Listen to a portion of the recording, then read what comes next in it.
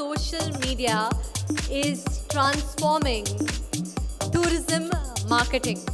Let's see, and for that I'll like to invite on stage Harshadeep Srinivasa, the Associate Vice President, OYO. Rajkumar Paranthaman, Marketing Head, Air Asia. And this esteemed panel is moderated by Rahul Jagtiani, the Managing Director, the Managing Partner at Plush Plaza, producer and host at Plush Places. Rahul is a producer and host of travel series called Plush Places with Rahul Jagtiani, syndicated to several digital and OTT platforms in India and overseas. Through his merchandising company, Plush Plaza, Rahul sells travel merchandise with some of India's top travel tourism company as his clients. He's also a regular contributor to publications such as Forbes, Travel, Leisure Magazine, and Times of India. Ladies and gentlemen, this is going to be a session on how social media is transforming tourism marketing. Rahul, all yours. Thank you so much for the kind introduction. And we have a fantastic panel here today. And can everyone at the back hear us? Great, great. So yeah, we have a fantastic panel here with us today. And looks like we've got a pretty full house as well. And we all know that social media and travel is like a match made in heaven. You know, there aren't too many industries that sort of fit so well with social media, and all of us seem to get our updates and our next holiday destinations through social media. And we're going to touch upon a few issues, a few topics rather, reputation management, brand building, sales, and of course the elephant in the room, influencer marketing. And first I'd like to start off with Himashu. You know, social media is also very dynamic, you know, with new features popping up. And if you can just sort of shed some light on how the Tourism Board of Andhra Pradesh is leveraging this wonderful tool to brand itself differently, perhaps even from other states, and drive more visitors to Andhra Pradesh. A very good morning to all of you. See, when we see from the government perspective, there's always constraints on budgets. So we have to achieve the maximum within the possible budget. So when I joined 2 years back, it was a mammoth task that how do we reach out to the maximum number of people, but keeping the budget within the same limits. So we did a lot of research and engaged some people also. Any marketing campaign needs three things. First is right message. Second is the right channel. And third is the right audience. If these three things are correct, then you can get the maximum output. And social media, I believe, was the most important tool for us. We in Andhra Pradesh, we did an analytics and found out from where does the people come to Andhra Pradesh, which is that age group, and which are the routes through which they come. So with the help of analytical tools available with now, it is easily, when you post on Facebook, it asks for that, okay, which is the audience you want to send, which is the age group you want to send.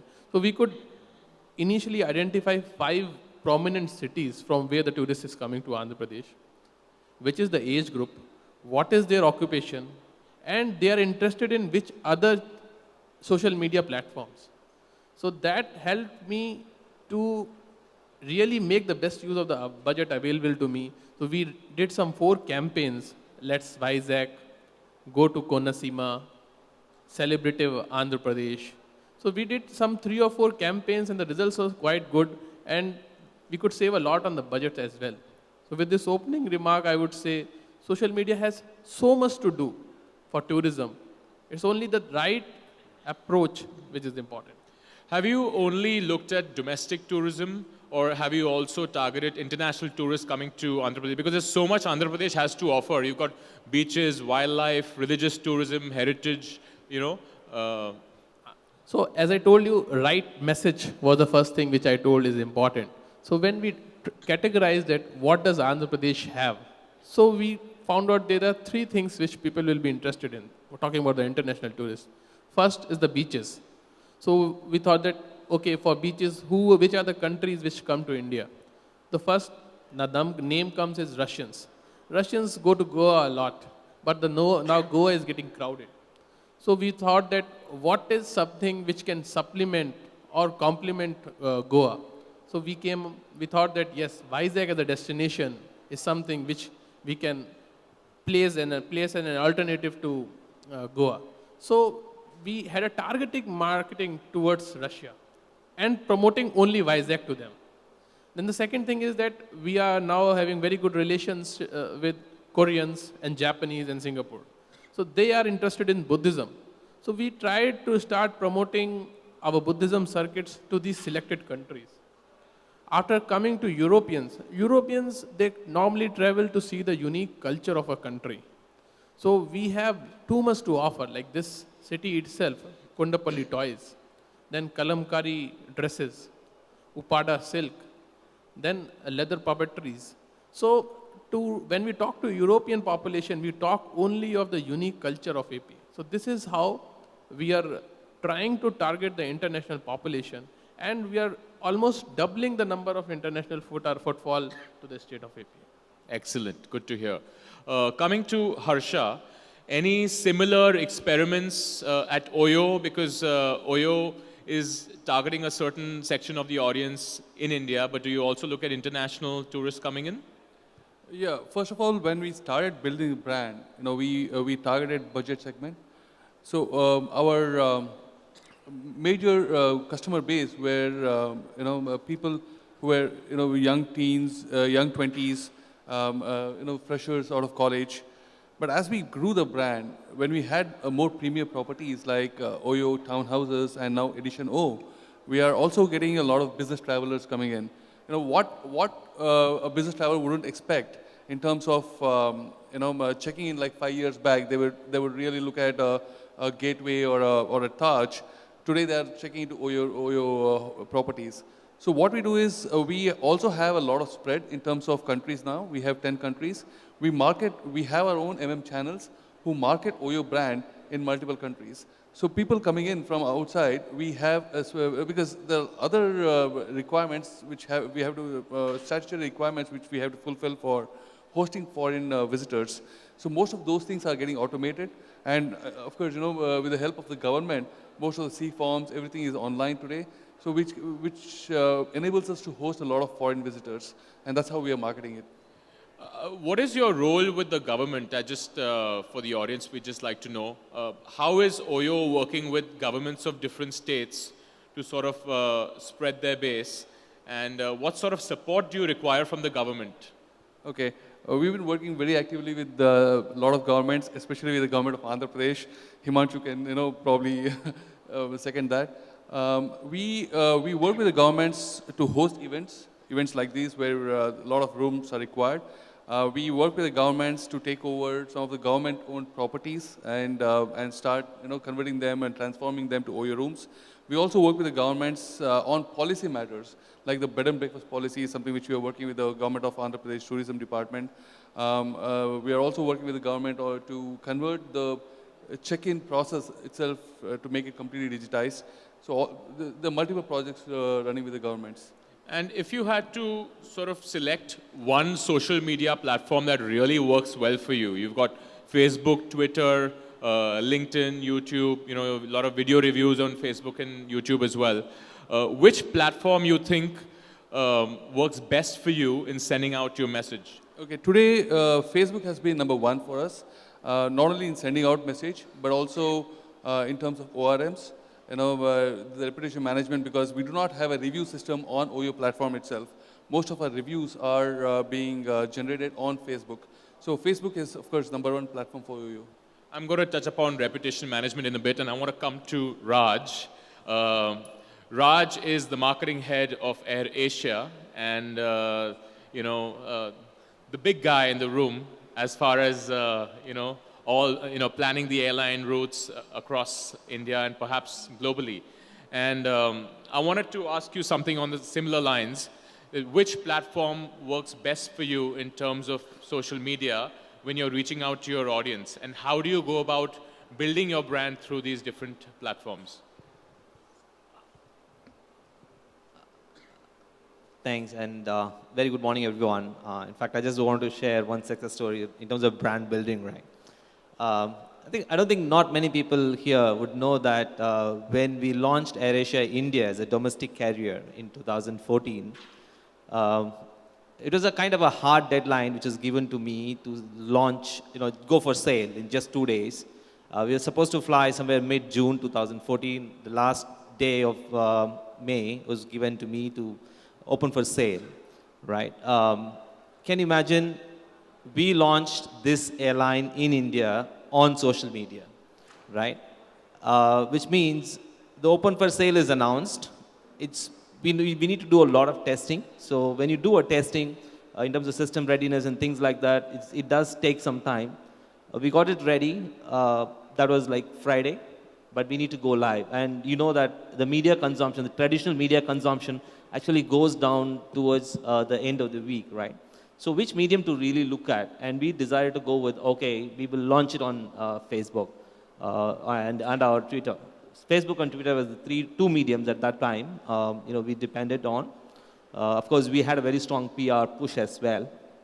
So with all that, we launched. You'll be surprised that almost 70% of the promo inventory which was there got sold out in 24 hours. So that is the impact of social media, which I've seen it myself. I have a very successful case study to talk about. But how did it happen? Does it happen just because we just put it on Facebook and we sold it? No. Because there's a lot of preparation did go through for that. We know that as an airline, it's not easy to get a license in India. It might take some time. The moment the airline announcement is made to go domestic, we already had international routes flying in by our group carriers, both Malaysia and Thailand here. So we used them to really build a very strong base. Almost in 10 months' time, we built it 10 times. So we started with 60,000 was the base, which we know that to launch a domestic, it's not just enough. So we invested a lot in it. We had a very clear objective. We had our expectations. We know that's not for conversion at the first phase. The time is to really spread out, reach, acquire, and to engage with the audience, keep them live, provide them more insights and inputs, hear them out. There was a lot of effort which has gone in the 10 months. So once you built it from 60,000 to 6 lakh, it just gave a very strong platform for us to go live. Once we put it on, those 3 days, we were the most trending brand in the whole country. And almost like 16,000 seats. We only had 2 airplanes at that time. We only had 2 routes, Bangalore, Goa, and Bangalore, Chennai. We sold out almost 16,000 seats in just I think you had some really low fares as well, right? That is the USP of the airline. So perhaps you can talk a bit about how low you went with your fares. Yeah, how low we went with, because we know that when you put it on social media, we know when a low-cost carrier comes to an Indian market, there's always an expectation they're going to go lower, right? But how do you beat the expectations of the customer? That too on a social platform, so that the shareability increases, there is enough buzz and talkability in the market. So we know that we went with 5 rupee base fare. 5 rupees? 5 rupees base fare, that's how we launched. Okay, we launched with the 5 rupee base fare, is what we launched in India. It's not just 5 rupees, we have sold all 15,000 seats. Usually the promo allocation is different, right? In an airline, you always have tiering of different promo fare classes by buckets. So the first fare is, the tier 1 is basically 5. But what it actually helps is, one, you beat the expectations of the customer. You had a strong medium. There's a shareability, there's a likability. People are discussing about it. Once they come into, with the website, right, they will look for the promo inventory, which will be available. But what eventually happens is, they also have certain preferences in terms of dates. They may not, or it could have sold, right? But they're kind of okay. Having come here, they're kind of okay to buy the next fare. So it goes to the next fare. So, this airline, we are very successful. We literally leverage our social media. Across all our countries, we operate in 26 countries. We have marketing teams in 18 countries.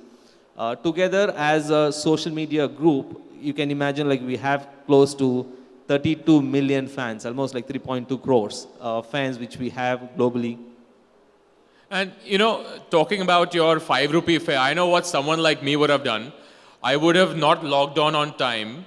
I would have been late to the party, and I would have got the higher fare, and then I would have complained about it. And then first thing I would have done is gone on Twitter and said, these guys are ripping me off, and they marketed a 5 rupee offer, and now it's X thousand rupees. So that I want to touch upon the subject of reputation management, because I'm sure that has its fair share of challenges. I'm going to first start off with you.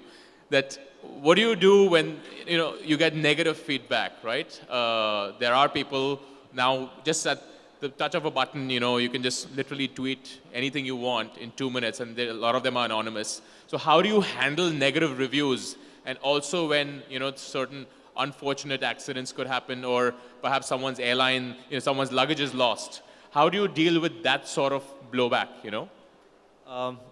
From a social media listening perspective, especially for an airline, because we are 24/7 and our planes are always in the sky. We have like 240 planes across the globe flying all over this 26 countries.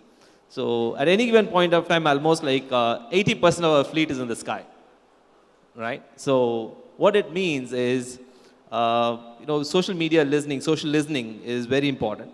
At a group level, we have something called as a social command center, which is based out of Jakarta office. We're a global company, so we have each of these units based on different locations.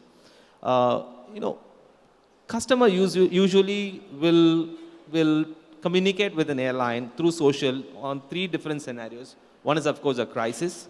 It could be any technical, or it could be because there's any there's an earthquake, or there's a volcano eruption, or there's anything at the destination. They kind of panic, is everything safe, right? So that is very, very crisis communication. The turnaround time for that is immediate.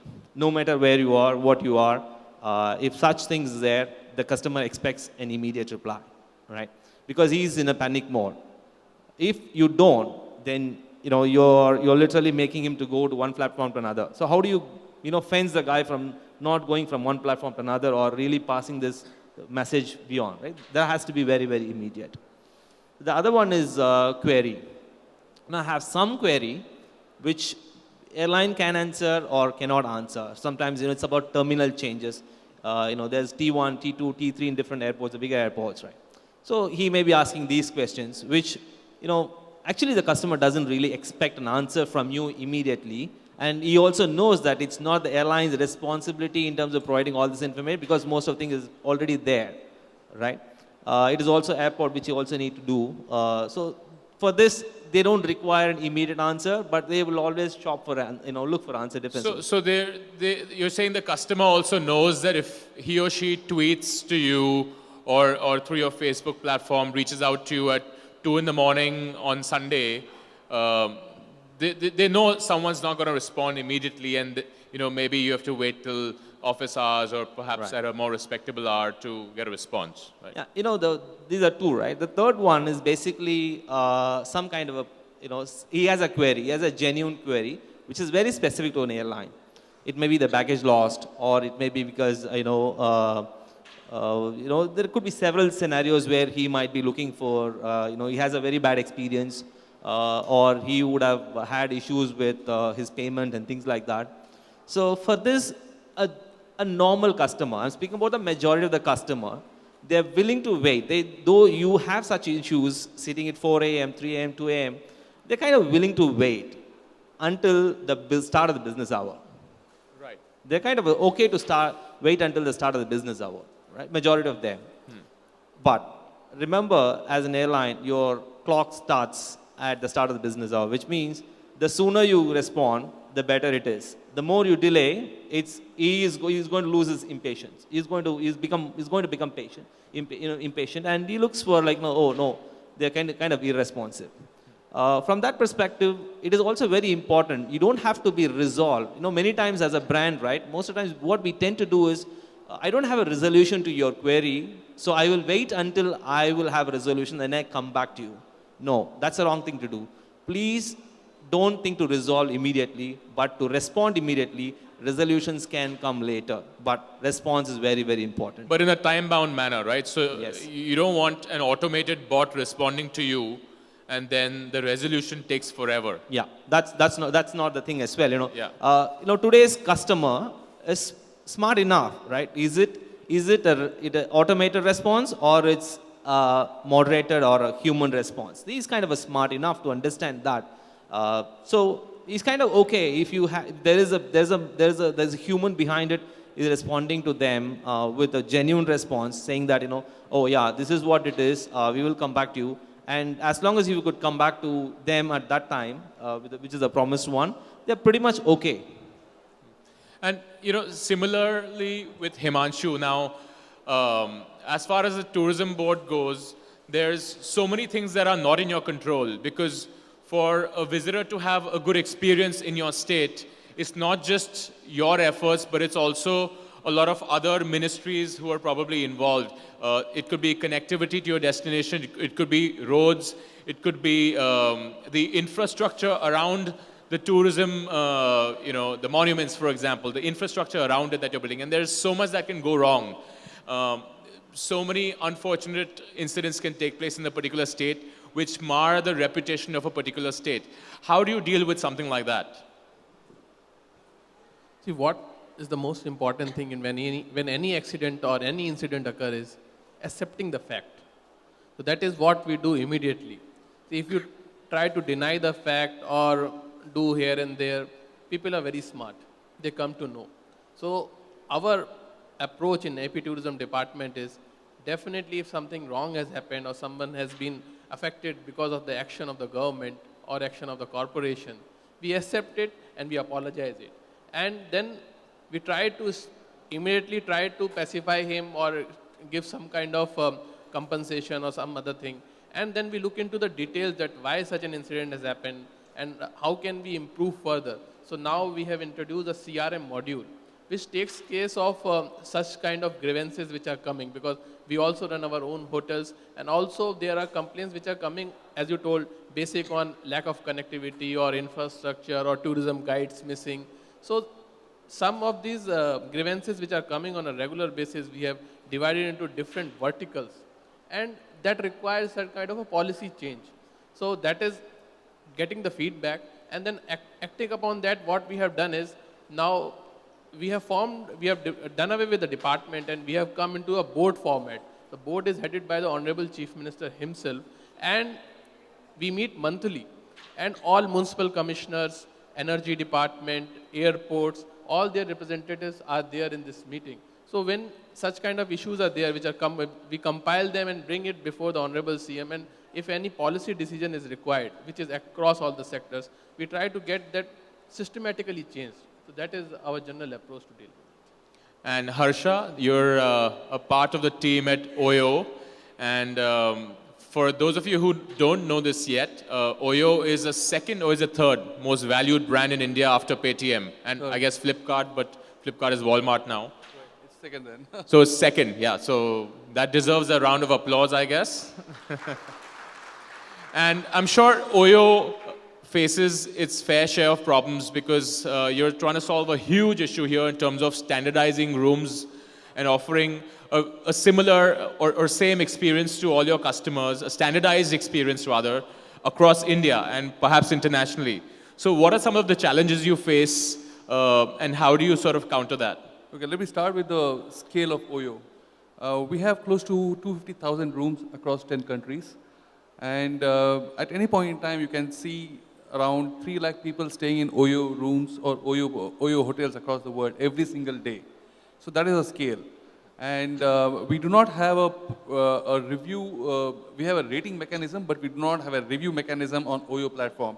More because of technical reasons, you don't want robos to come and start pumping in negative reviews and all those things. Yeah. So we heavily rely on Facebook for reviews. And I can give you some metrics, right? On our, any comment posted on Facebook, we have an average response time of 2.3 minutes. This is a scale which even e-commerce companies cannot, really hit. But forget hoteling. Hoteling, we are the only guys. We really do not have competition, right? And 92% of the queries are responded within the first 5 minutes. Okay, so the online reputation management is really on how active you are on the media and how responsive are you on the media. Of course, as my friend was saying, a lot of solutions can definitely follow, but you responding to the to a comment and you making sure that the guy realizes that there's somebody who is hearing to him or her is more important. And it just came to my mind that both you guys at Oyo and at AirAsia, your target audience is the same. One is a low-cost carrier and one is a budget hotel. And perhaps there's an opportunity to sort of cross-promote because your consumer is the same. And, for an airline, you can offer like an airline plus hotel experience. And for you, apart from, working with an airline, there are certain experiences that you can offer like Airbnb is done. You can offer certain experiences around your particular property. Actually, a very good idea. Yeah. Why don't you? I'm a deal maker. So, okay, I quickly also want to touch upon influencer marketing. How many influencers in the room? Social media influencers? Up high. Great, quite a few. So, what kind of influencers do you choose to work with, and what are the metrics that you're looking at, and what should a brand expect out of an influencer? First of all, we look forward to working with newer faces, less known faces, who have a lot of traction online. One of the campaigns I can talk about is the Oyo Nords campaign, which we ran. We had a bloggers meet at Kardungla Pass, and as they started riding around the country, we had the influencers joining in, okay? And they started blogging about it. This is all sponsored by Oyo. We paid for their trips, we paid for their hotel rooms. So the influencers started blogging about their experience as they went through the biker gangs across the country. And that had a lot of traction for Oyo. See, again, it's about how old your brand is. Initially we were about acquiring new customers. Now it's about managing your reputations and about creating experiences, as you mentioned, right? So the Oyo Nords campaign, we actually had how many? We spent around 20-25 lakh rupees in terms of the campaign, but we had around 2.1 crores in NRV, and we had 13,000 new sign-ons in just a week's time. The same thing was replicated in the Valentine's Day campaign. So every single of these campaigns, the way Oyo works is we work on campaigns as a project. We first come up with a theme and then start working backwards as to who's required, what kind of influencers are required. And we have our own talent scouts in-house who go around looking for influencers. So if you are an influencer, if you are an influencer in the travel space, in the lifestyle space, and if you are getting a lot of traction online, you can be rest assured that somebody from Oyo will approach you for this.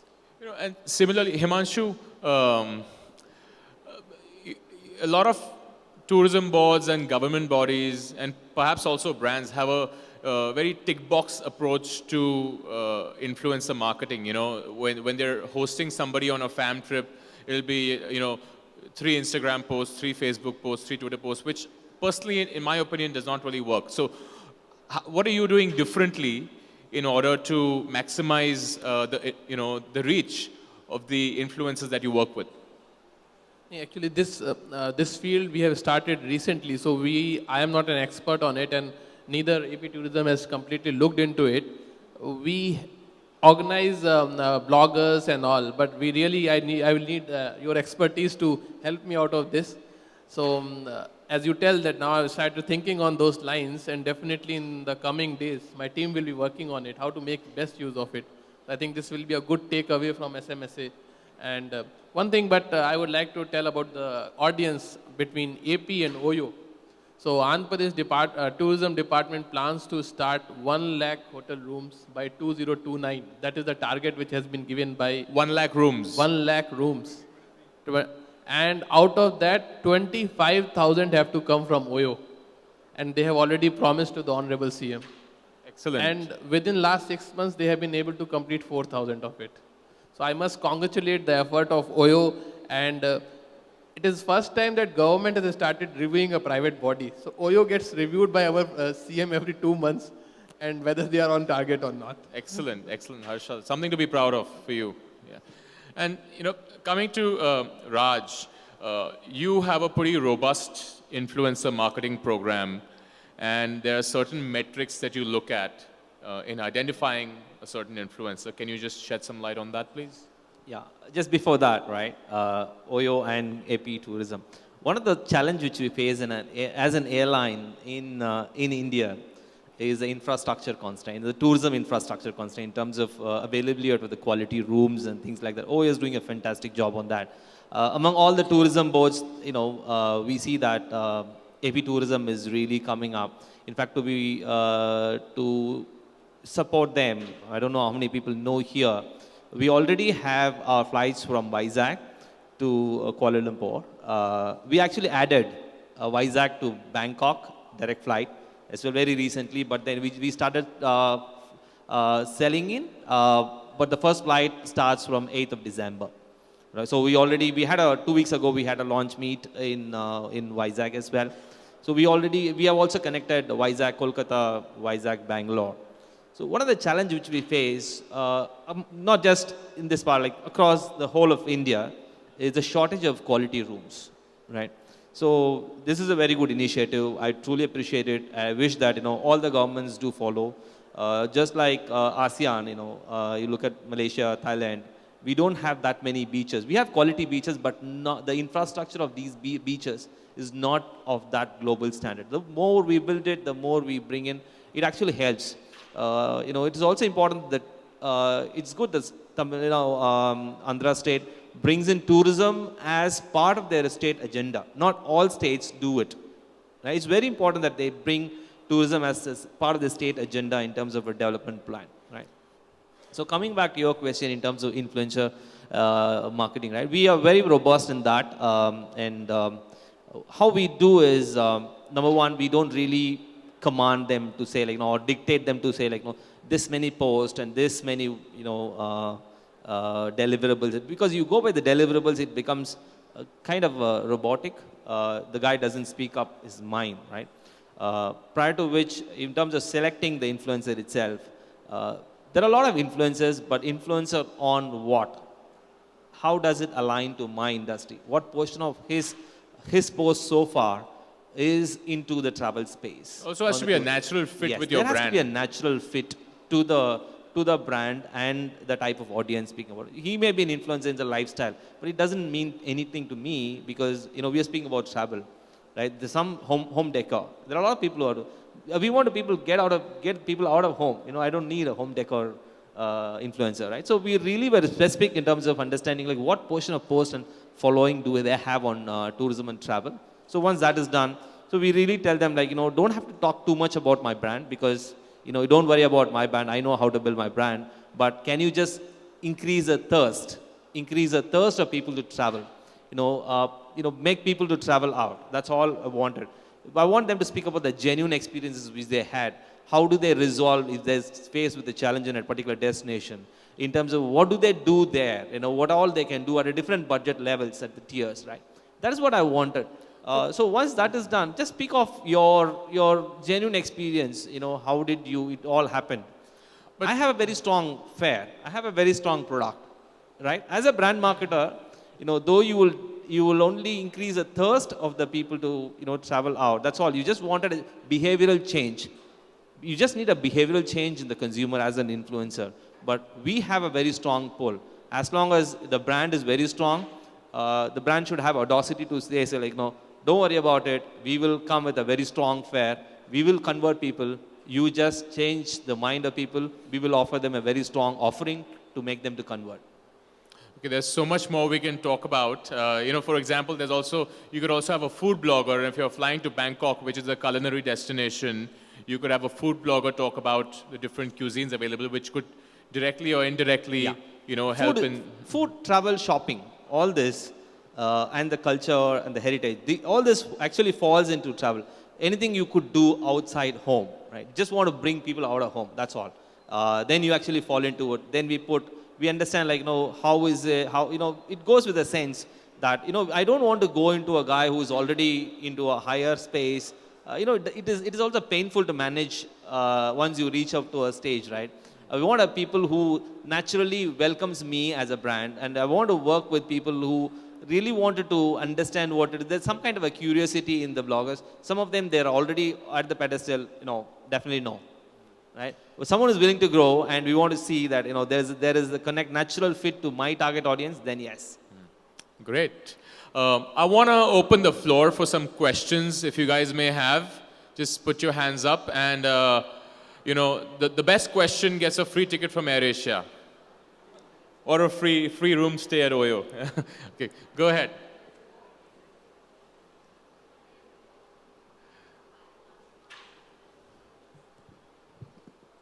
Okay, we'll give you 2 free flights, but from Vizag. I'm really sorry about it. Okay, we'll give you free flights, Vizag, Bangkok, and 1 Vizag, Bangkok, and 1 Vizag, Kuala Lumpur. Thank you. I'm from Vizag. Okay, This works. perfect. This is working well. I'm Sangeeta as Abhishek. I'm a social media consultant, and I'm also a professor. I visit a few B schools to facilitate learning of social media, and I also conduct workshops for entrepreneurs. Long question alert. We have limited time, so if you can just please yeah. keep it short. So, see, we talk about followers a lot, we talk about numbers a lot. Yes, they do mean something, but if we see most of the social media pages, they have like very few engagement on them. It's mostly because we use social media channels as logbooks wherein we just update information on what's happening in the company. What we are forgetting is that people are there on social media for their experiences, and they can actually relate to the content that is being shared, right? So that makes it not only a likable content, but a shareable content just because I feel so related to it. So I understand that you use influencer marketing for storytelling and everything, but the brand itself, telling stories is more important because you establish yourself as an authority in the field, right? I would like to know how you are working on this. Any one of you, yeah. Who wants to take it? Do you have a specific question? That's the question, as in, what's your storytelling strategy, the brand stories? Okay. I can go ahead. Yeah, go for it, Raj. Yeah. So what we do as a brand is, we have a very strong social media following. As I said, we have close to 32 million fan following across all our platforms, across all things. So it's very important that as a brand, we need to tell the stories as well. Right? It's not just being dependent on a third party. Right? We have a base already. We just have to engage them. Right? Beyond just being in travel, people also would like to understand the human side of the business. Right? That is how we begin. We always call ourselves as a people airline. We really engage with our own people. We call ourselves as all stars in AirAsia. So we come with our own people to tell stories. Some of them are very good photographers. There are some of them are very good writers as well. So we really engage them. So when it comes from a brand, genuinely from the guy who's part of the brand, who comes out on a platform, be it as a video, be it as an article or a blog, or sharing experiences, or resolving some of your queries, people truly appreciate it. So bringing the human side of that brand onto the social media to actually connect with your audience is very, very important. So from that perspective, we leverage our internal people to get into. In fact, we always say we democratize the air travel, not just air travel, but also the tourism as well. So within the group, we as a company, we leverage Workplace, which is by Facebook. So our intranet is Workplace. So where we all also have Explorer Club, we have Foodies Club, we have so many other things. So there are a lot of content which is actually internally sourced and acquired, and then redistributed outside. Any more questions? At the back. We have room for just 1 or 2 more questions, and then we got to wrap up. Hello, sir. I'm Satya. I'm a travel photographer. This question is to OU, sir. I travel to a lot of places throughout the country, various states, various places. I travel through my bike. I need to stay at the night times for the rooms. And as a travel photographer, I take a lot of pictures, and I want to know how can I work with OU, like a collaboration. Is it possible? Like, most of the travel photographers who are at higher end of numbers, like 50K, 30K, I have seen them getting the rooms for free or posting the pictures of all of them. Like, it's a collaboration. Like, it is for you and for me. We both get benefited. So I would like to know how that How works. can you two work together? So usually what we do is we have multiple events. The recent event was the Oyanauts event, where the travel photographers, the bloggers started riding all the way from Kardungla Pass all the way to Kanyakumari, right? So we will run campaigns advertising for bloggers to come and join us, and that's where you can actually start off. If you are an influencer, if you have a lot of traction on your social media pages, then obviously our talent scouts will find you. Thank you so much. Any more? Last one at the back. Cream shirt. Yeah, you, yes. Cream shirt. Yeah. We've got room for one more question after this only.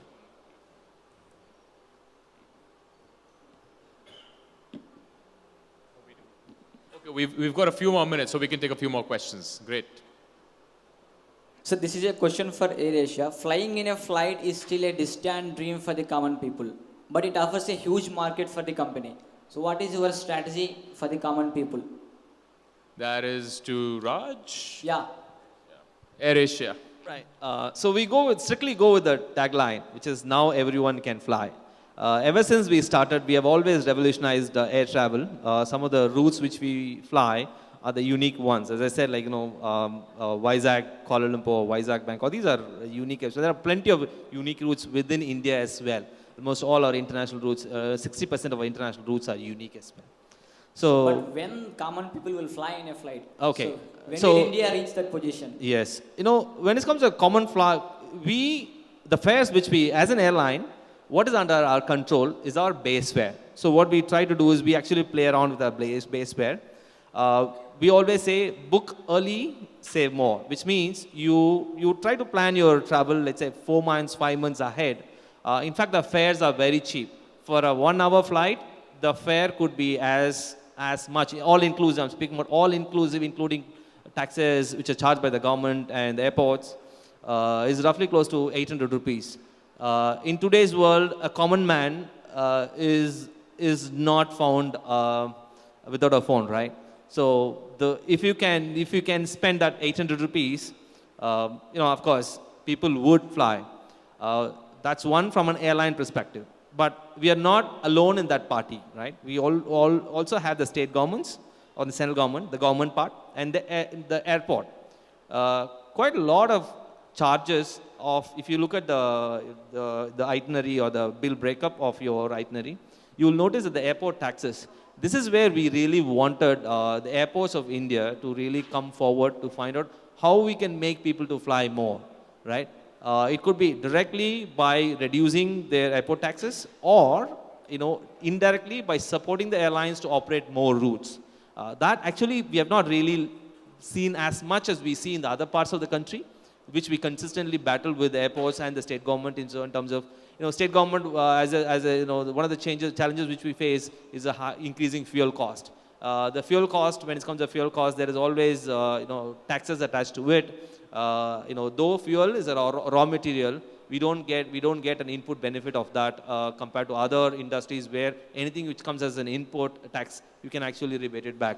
So this is also an opportunity for you to target the budget customer in terms of experiences, right? There's so many, parks, sanctuaries. There's so many things one can do in Andhra Pradesh which cost little or no money at all. So here's also an opportunity to reach out to the audience, perhaps at that level. First of all, with regards to his query regarding support from government, we are very much open to it, and we will invite you definitely for discussions. See, now Vijayawada will be an international airport from the December onwards. So I give you an offer over here. If you want to make Vijayawada as your base, we will fall short of nothing to help you. You kindly make this, you make sure that your planes halt over here in the night, and we'll give you everything. No, we always look for different destinations. Definitely, we are always hungry to grow. So anywhere an A320 can land, which already into our list, just that we keep studying it. We always look for, people behavior in the market in terms of what is the appetite for people to fly and go holiday. So, Vijayawada is already there in the list of destinations which we have. So definitely we'll call you for some kind of discussions. Yeah, sure. And next, coming to your questions, yes, now we are looking into, now mostly backpackers are an important group of people we are targeting. And for that, we have planned itineraries, 2 days or 4 days itineraries have been planned in and around Vijayawada. And also we are targeting places which are very close to metro cities, like from Bangalore, out of Chennai, out of Hyderabad. So what if I get free at 5 o'clock on a Friday and I want to go back to my office Monday at 9 o'clock? So he has around some 60 hours. So we have planned, we have developed infrastructure in and around these big cities, and now we are very bullish on marketing these circuits. So in the coming 3 or 4 months, you will see a lot of happening around weekend destinations in AP. Great. I think someone out there had a question. Yes. Can someone please pass the mic to the gentleman? While you're waiting, I just wanted to add up something which is said. Two people have already got the flight tickets, right? Yeah, two we'll give.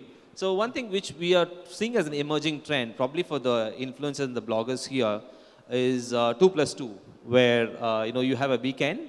You can either prefix or suffix 2 days to it.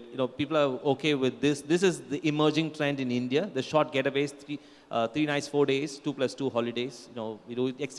Stretching the weekends. This is something which you guys can really think about, create more content. This is very well consumed content. Which I had hoped to do this weekend. Hi, I'm Srinivas. Yeah. I'm heading operations for Headrun Technologies. And do you have, how do you capture that sentiment? Like you say that you have 3.2 million people following you in Facebook or Twitter or something else, right? How do you capture the sentiment of the people who are, commenting and writing posts about you?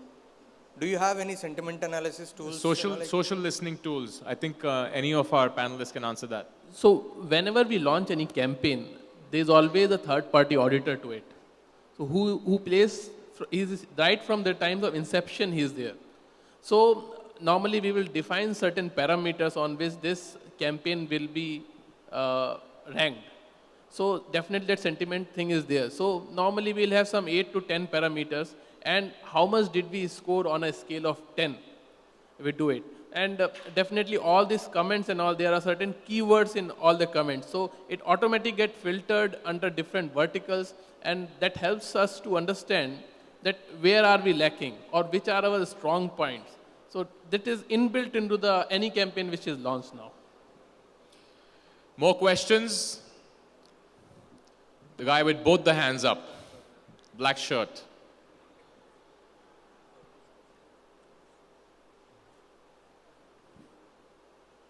Keep it short, please. Yeah. Okay, I got one small question. I know this is completely abrupt from the topic we are talking about. So what if the Internet of Things was closed down for a month or so? What is your next line of approach going to be? You mean if there was no social media? No, yeah. No, not social media. No internet for a while. What if internet was banned? Some reasons. So I guess if there's no internet, there's no social media. There's no access to social media. So what is your next line of approach? We go back to living like it's 1989.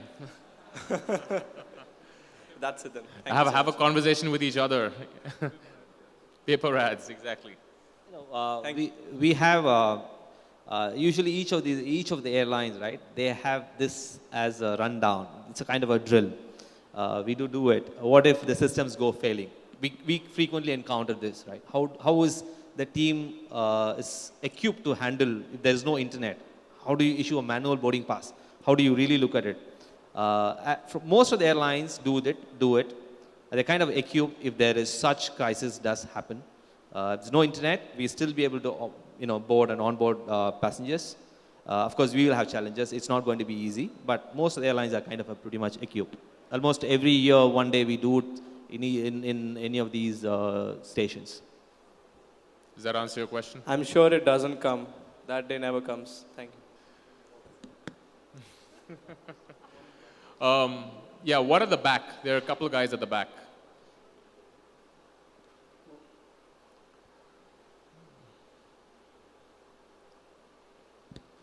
Good afternoon, guys. I'm Saumit, and my question is towards Himanshu.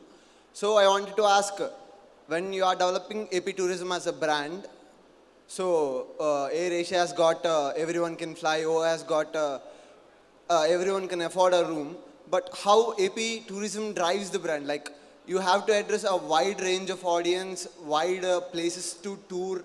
So what is your motto? Like, how are you sentimentally getting attached to the brand of AP Tourism? How are you making it? See, what we did in the year 2016, we did a good amount of brainstorming to understand what is AP to offer to the tourists. See, Goa is for, like, you can come and have fun around. Kerala has a unique selling point. But when AP coming into picture, we did a lot of brainstorming, and then we came out a bucket of 5 products. We divided the state into 5 hubs. First was Vizag, second was Konasima, third was Amravati, fourth was Anandpur, and fifth Tirupati. So when we reach out with 5 messages. These messages are for the different crowd. So what I believe, AP is very much rich into its culture, tradition, heritage. We have very sound values, and we should never deviate from what we are best at. We can never be Goa, we can never be US, and that will never succeed. We will succeed when we showcase what we are, and we are AP, Andhra Pradesh. So we will be projecting all these 5 themes based on different areas. Like Tirupati is spiritual tourism. Anandpur is more of architectural tourism. Amravati, Buddhism, thought leadership. Konasima, the great backwaters. And Vizag, a holiday destination, beach destination. This is how we are marketing AP as a brand, which is there for everyone, for the all kind of crowd, and we reach out to the right people with this theme. And my continuation would be, how do you choose partners when you are addressing a wide spectrum of audience? Partners like... You can do an intern with us. It is open. We will teach you everything. Don't worry. Yeah. Next question, please. Gentleman right there with the glasses. Yeah, you. Hello, everyone. So this is not a question, but this is my kind of suggestion to Oyo rooms. As when we enter an airport and when we go to metro stations also, I see people giving this, I see booth cabs, like Uber has a booth cab there so that you can book a cab and you can go. So people coming from different village, rural areas of India, when they come to a new city, the only option they choose is to get a lodge nearby a railway station. And my suggestion is that if Oyo could come up with a strategy where they can help to come up with a booth in a railway station or bus stand, which would be more accessible to this kind of people, and it would be far more safer. Okay. So the guy who asked the Internet of Things question, if internet is banned, this is how you would give your feedback and your reviews, yeah? Go for it. So we do not have a booth, but we have somebody, some people called as advocates. So your auto rickshaw drivers, your cab drivers, they're all our advocates. They're on our platform, which means they can sell Oyo rooms in an auto rickshaw, in a cab. So we do not have specific booths, but any mode of transport you're taking from a bus stand or a railway station, you can be rest assured that we will have somebody there who can take you to a Oyo rooms and probably sell a Oyo room to you. But the people in India, generally, we have trust issues with trusting someone new. So if a person is there from the brand itself, that would be more easy to access. Okay, we are in 250 cities in India, and plus there are so many other locations. So our scale of operations are a little, more widespread than Oyo or Ola or Uber.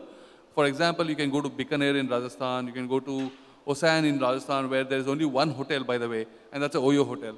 So if you, but that's a religious destination, so people do go there.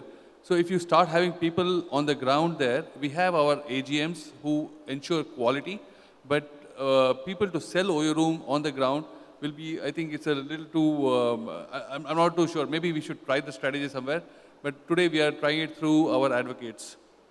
Yeah. Thank you so much. There you go.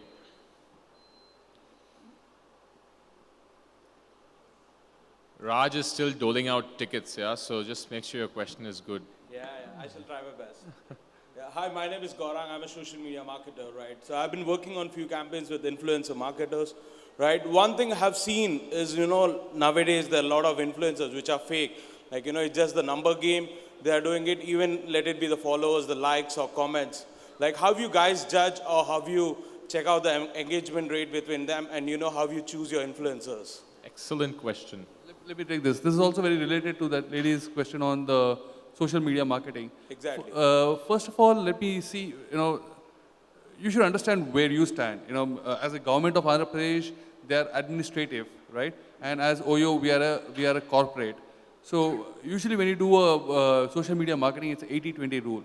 Okay? 80% is call to action. What is your call to action? And 20% is just the storytelling, right? Yeah. So call to action for a government may be different from what call to action for a OYO is. For OYO, we really look at metrics as to how many new app downloads have happened because of this influencer, how many new customers have we acquired. So most of these cannot be fake because these are real metrics where we have actually recorded revenue. So most of these, just the example I was quoting about the Valentine's Day campaign, we had 13,000 new customers. New customers is not only sign-ups, people who have actually come and stayed in OYO rooms.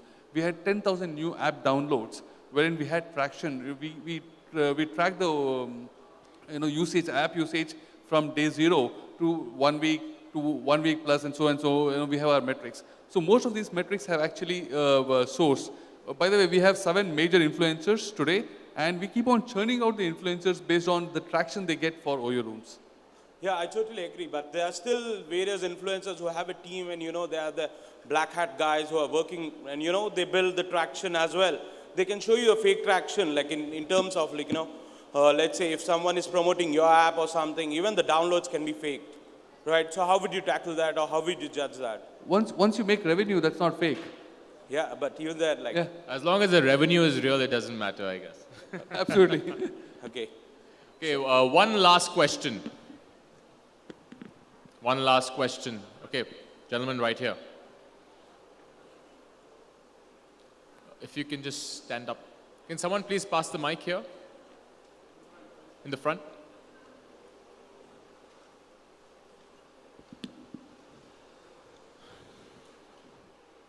With the development of social media, the corporates as individuals are utilizing it very effectively. What concerns me is the cybercrime, which has been developing along with the social media as fast at the pace of social media's development. So, who is accountable for the victims when a cybercrime occurs? The social media platforms? Or That's a different question. We're talking about travel and tourism. That's a separate session altogether. So perhaps in the sessions that are to come, that question of yours would be addressed. If there's any one last travel and tourism related question, we can take that. Red shirt, please. Can you just pass that mic?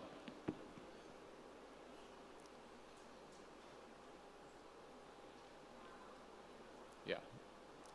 Last question. So, hi, Mr. Raj. My question is to you. So, nowadays, there are so many flight traveling companies offering very low budget of flights to people or journeys. So, what's your own strategy among them all to drive them to your flight? So, what's your own strategy in that? Right. At this point, air travel in India is pretty much commoditized. The evolution of online travel agents has actually commoditized air travel. That also brings in, not many airlines are speaking about experiences rather than everyone is speaking about the fare. Fare is one part, but there's always an experience which goes along with it So what do we do is, we have as an airline, we have strengths in terms of our comfort, in-flight comfort, in terms of our, the ancillary food and beverage, which we serve it on board, the experience, brand as a strong pull, because as a brand, we are much more respected because we're not just present in India, we're actually present in, as I said, 27 countries. When we speak about AirAsia, AirAsia is not just AirAsia India. AirAsia is one brand. We have 9 functional airlines in 6 different countries. So we speak about the strength of our destinations which we have. We speak about the food and beverage offering, the options which you have. And then we speak about the in-flight content, the in-flight comfort and the services which we offer. This is how do we differentiate on each of these pillars and what it means to the customer, right? With a low-cost carrier, what it helps the customers has too many choices. When you go to a full-service carrier, you don't have that many choices. You just have to, eat what is being given to you. But as a low-cost carrier, you have too many choices. Do you want to carry only 20 kg, you just pay for it. 25 kg, you just pay for it. Or you want a 40 kg, you want to upsize it, you pay for it, right? There's a different level or choices which is there. So we play around with the choices. We play around with the differentiator and bundle it to say to the customer, pay for what you use. You don't have to pay for things which you don't use. So that actually puts a very strong proportion in the consumer mind and differentiate my brand versus the other brands. So that's a strong puller which we have. And that's a strategy which we have to drive people from the commoditized market to AirAsia. That's great. And the last thing is, you said you are revolutionizing the next tourism or the traveling thing. So what's the next big thing in revolutionary in your AirAsia in the next decade? As a company, we strongly are. We always consider ourselves as a digital airline. Right. So what we see as an emerging trend, you will notice as we go forward, from a social media, because this conference is more on social, so I would like to confine myself to social on this part. The space between the social media and the fintech is getting narrowed down. As you see, it has already started narrowing down, especially in China. We have WeChat. We actually can pay through WeChat Pay. So that space is getting narrowed down. The next big thing I would say is the convergence of social media and the fintech, which is on the transactional part. That is where it is heading towards. That's going to start be seeing more transactions on social media. Yeah, the transaction would happen on social media. At this point, it's only the content consumption and the traffic diversion which has happened. But as we go forward, you will notice that not just from content consumption, but also the transaction. Nowadays, it's all about cashbacks and all. Yes, you will see that happening on the social media. The space is getting narrowed down right now. Exactly. Great, thank you so much. I'd like to thank our panelists. I certainly learned a lot, and hopefully you guys did. Hope you enjoyed the session, and if you did, please put it out on social media, #SMSA18, and if you didn't, let's just keep it between us. I just want to say like the 2 people, right? There's one person who asked about, when will the common man will fly? Who was that? Okay, please come forward.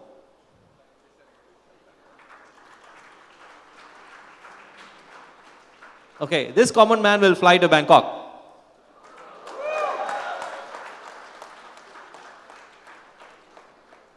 Right, there's another person who spoke about, how do, the human side of the airline, right? I answered it in terms of how, as a company, leverage the human side of this. And is that person? Anyone there? There's someone who asked a question, how do you bring in, I think you asked me, right? Yeah, please come. Please come. Okay. We will have a free flight for her to Kuala Lumpur. So here's Bangkok. That's Kuala Lumpur. We have direct flights from Vizag. I'm really sorry we don't fly from Vijayawada yet. From Vizag, yes. Please come. Come here, don't feel shy. You're going to Bangkok. You can't feel shy in Bangkok.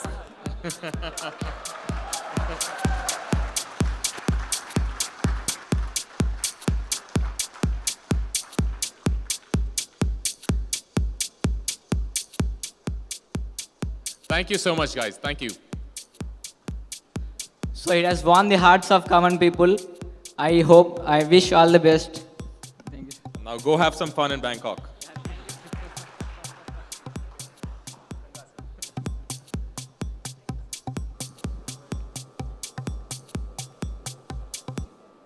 Request you to be on stage. We will have your felicitation right now.